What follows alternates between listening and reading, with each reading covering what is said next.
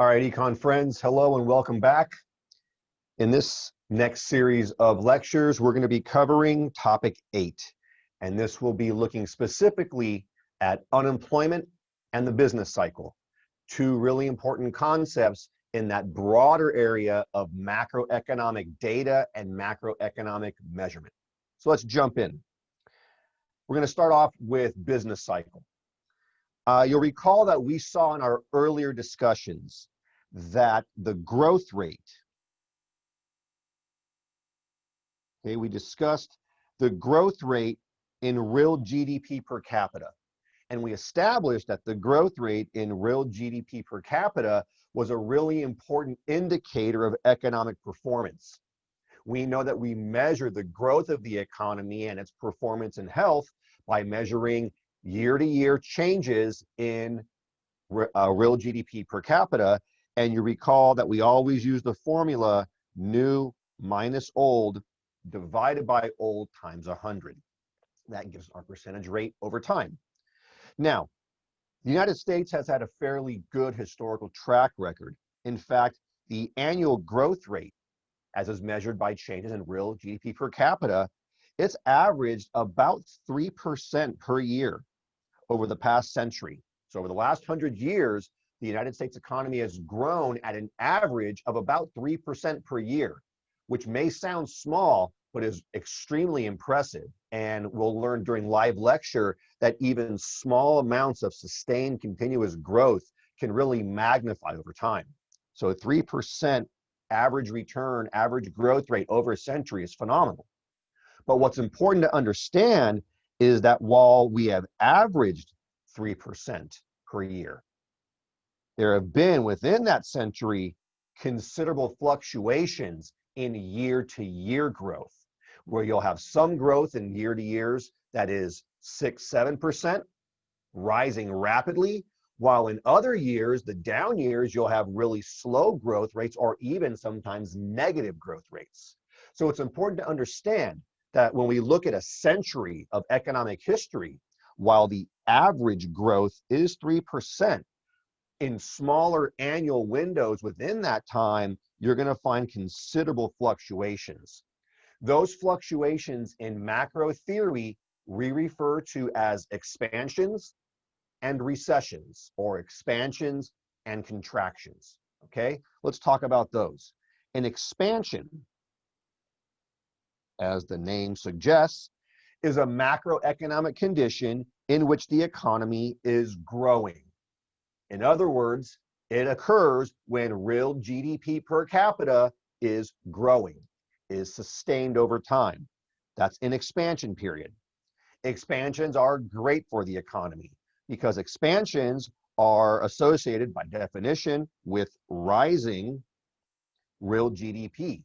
This implies, as we learned before, more output, probably greater firm profitability, rising incomes among American workers, but also critically, because the economy is growing, you're going to have more opportunities in the labor market.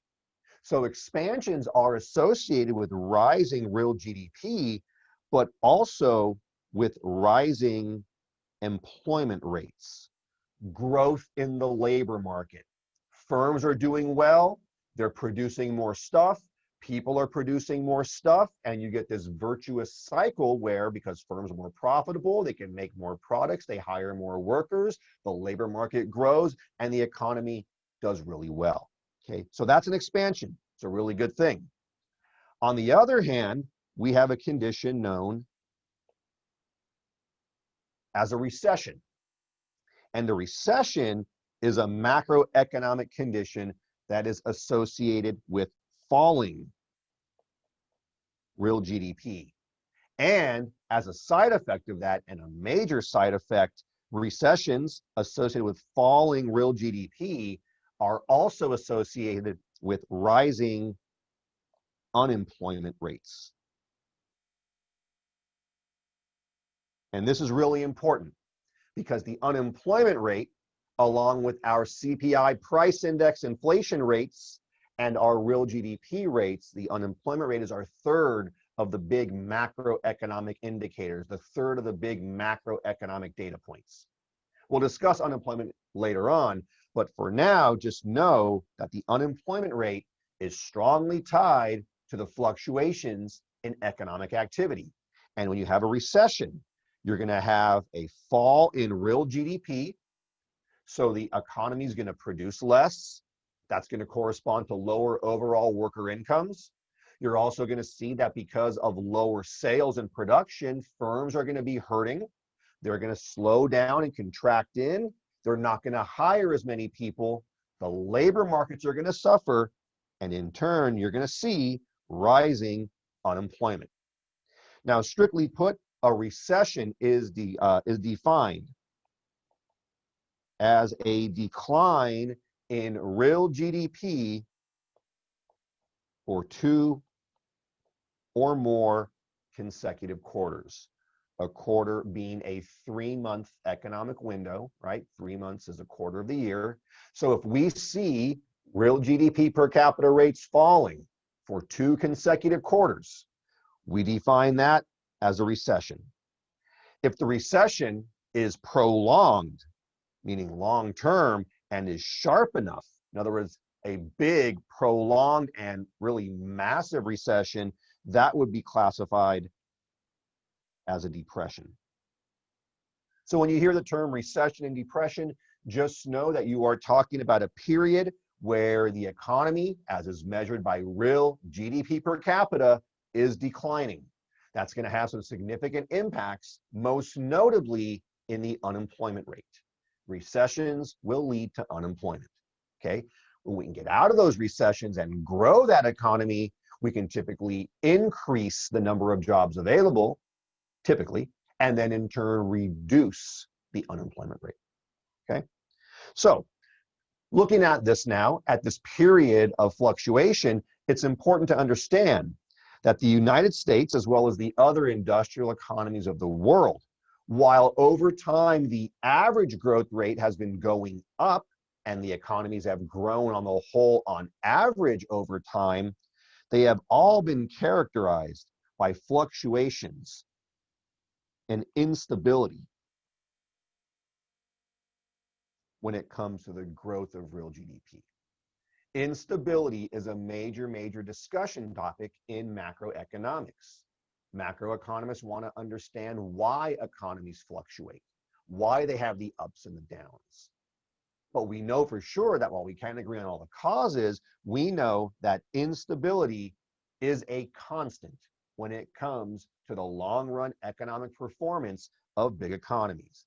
Again, the US, the Western European economies, Japan, all the major industrial economies globally have been characterized by instability when it comes to that growth rate in GDP. In economics, we refer to this instability, to these ups and downs, to these periods of expansion and recession, of expansion and contraction. We refer to these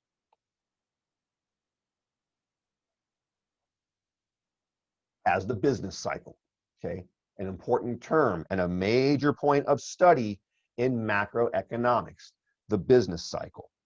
The business cycle is characterized by periods of growth in real GDP and tied to that, measures of other economic activity. So the business cycle is periods of growth, which are then followed by periods of decline. When you put it all together, you see that the typical business cycle is going to have 4 phases. An expansion phase where the economy is growing, the peak where you top out, the recession phase where the economy falls, and what's known as the trough, which is the bottom out point. We can map this out very simply. Take a look at this graph here. You'll notice that our axes are up here, real GDP, which is our output measurement, and down here, years and months, which is basically a time measurement. So this is taking a look at the economy over time. And you will see that in the bluish line, you're going to have these ups and downs, ups and downs. This is the business cycle. You will notice that we have recessions, which are the downward periods, troughs right here where it bottoms out, right here as well. Expansions where the economy is growing, and then peaks where the economy tops out. Okay, so the business cycle, those ups and downs. What's really important to understand as well, besides these four pieces of the cycle though, is this dotted red line here. You look at this line, that red line is the long run economic growth rate. We're going to be discussing economic growth in great detail in a later lecture series. Excuse me, but for now, just know that again, long run economic growth, massively important in macroeconomics, has a lot of benefits, really important to achieve and sustain it. Okay, you can think of this long run economic growth, this red line, as sort of a trend line that hits through the average of the business cycle. So the takeaway here is this: while the business cycle itself is going to have periods of ups and downs over time, as long as the long run trend is upward, you're going to have an economy with long run economic growth. Okay. A couple other small things before we wrap up this. Number one, we use the term business cycle, but really the term cycle is misleading. Because oftentimes when you hear and when you use in general, everyday use, the word cycle, it implies predictability, it implies regularity, it implies that it's really easy to define and understand and see.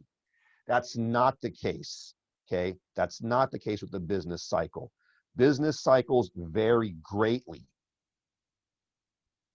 They vary greatly in the length of time. They vary greatly in the magnitude of the ups and downs, and they're very difficult to predict.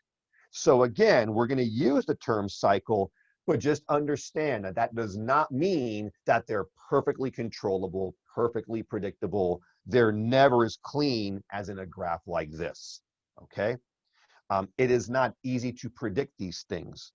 But of course, because the business cycles are tied into other economic phenomena, specifically sustainable growth and growth in income, as well as on the downward side, unemployment and all of those social and economic ills, economists and policymakers, they're really interested in trying to get a sense of where the economy is going.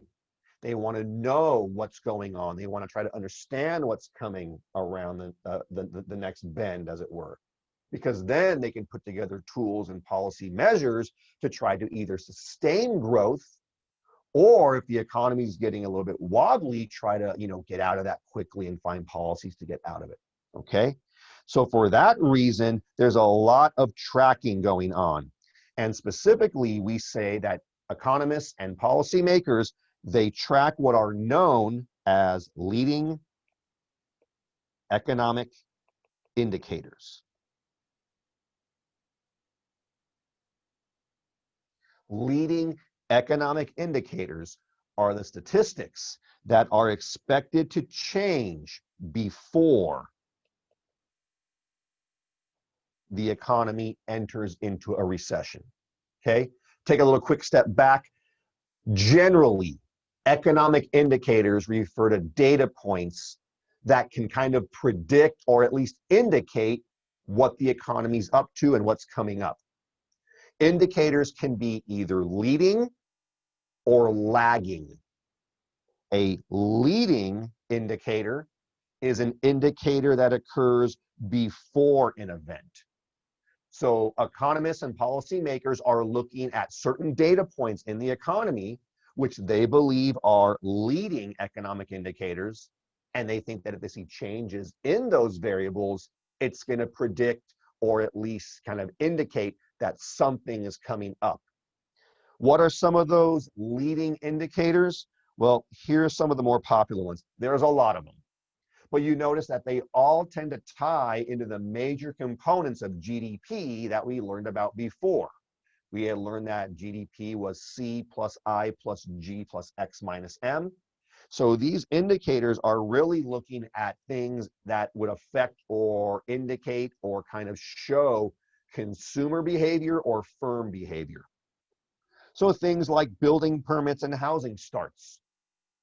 Are home builders and home manufacturers, are they getting permits to start the construction of homes? When we see the building permits and housing starts rise, that tips off that consumers might be a bit more confident, that there's an expectation of incoming growth, that people want to expand their housing stock. On the other hand, especially with housing starts, if we see housing starts start to fall, that's an indication that people lack some confidence in the economy, that they're seeing maybe some instability in their own job situation, in their own cash flow situation. So we see that as a definite tip-off. Auto sales, people want to buy cars. Remember that cars are a durable good. They're expected to last a while. We had said a while ago in our last lecture series that durable goods tend to be a lot more sensitive to the economy than non-durables because they're more expensive and they last longer. Auto sales, that's a big one. The average duration of unemployment. So not just if there's unemployment, but the question of, if you take a typical person who's unemployed, how long does it take them from when they lose one job to find another? If the average duration of unemployment is short, that implies that the job market is really healthy, and that if you want a job, there's opportunities out there. That implies a pretty, really well-running, growing, vibrant economy. But if we see the average duration of unemployment start to stretch out, if it takes you not weeks, but maybe months or multiple months to find a job, that might imply that there's some issues in the labor market, and that can indicate broader issues economy-wide. We talked, much like auto sales, about the orders that manufacturers have for durable goods. Appliances, big ticket items, big machining items, things of that nature. If the manufacturers, if the firms that produce those big durable items start to report that their incoming orders are falling, we can kind of predict that the economy is going to get a little bit unstable in the near-term future. But if we see that those orders are growing, that implies a level of confidence. Note again, generally, there's a trend here. There's many trends, but one of them is the idea of consumer confidence and the idea of business confidence are really strong indicators, okay? And then we also see in the financial markets, both stock prices and what's known as interest rate spreads, which is the difference between long-term and short-term interest rate yields. We believe that that both the level of the spread as well as which one is higher can tip off some economic, is an economic indicator that can tip off medium-term activity, okay? We can go over that more in detail if you want. But for now, just know that there's a handful of economic indicators. Some of them are leading, some of them are lagging. Leading indicators occur before the economy changes, and here are a handful of examples. To wrap this up, to go back to our business cycle idea, we need to understand that among its many effects, and there are many, ultimately fluctuations in real GDP, in other words, the expansion and the contraction, the growth and the decline, in other words, the business cycle itself has an influence on the demand for labor, on how many workers a company wants to hire. And as a result, those fluctuations in real GDP ultimately exert a strong influence on the unemployment rate. Now, the unemployment rate, just so you know, is a lagging indicator. Unemployment rates will change typically after an economic event has happened. So it's a lagging indicator, which may not have a whole lot of predictive value, but because we're talking about real people's needs to work, to have income, to provide for themselves and their families, it's a major, major issue in macroeconomics, okay? So again, fluctuations in real GDP are going to have a major impact on the unemployment rate. It is a lagging indicator. Typically, the economy will enter a recession before the unemployment rate rises, and then typically will escape that recession and grow, and then that will lead later on to declines in the unemployment rate as firms get out of the recession as they expand and hire more. Okay? I bring this up as a springboard into our next video, in which we're going to discuss unemployment in a bit more detail. Because again, unemployment is really important. It's our third big economic indicator, along with real GDP per capita and CPI and inflation rates. Unemployment is considered really important, though. They're all important, but unemployment is really important because unemployment has a real human toll, as well as an economic toll. It has a social toll, has a mental toll on the people who are unable to find work. So I wanted to use this video to open up the business cycle and to get you thinking about the connection between that cycle and unemployment generally. In our next video, we'll discuss unemployment and some of the definitions and terminology in a bit more detail. Thanks for tuning in, and I'll see you in a bit.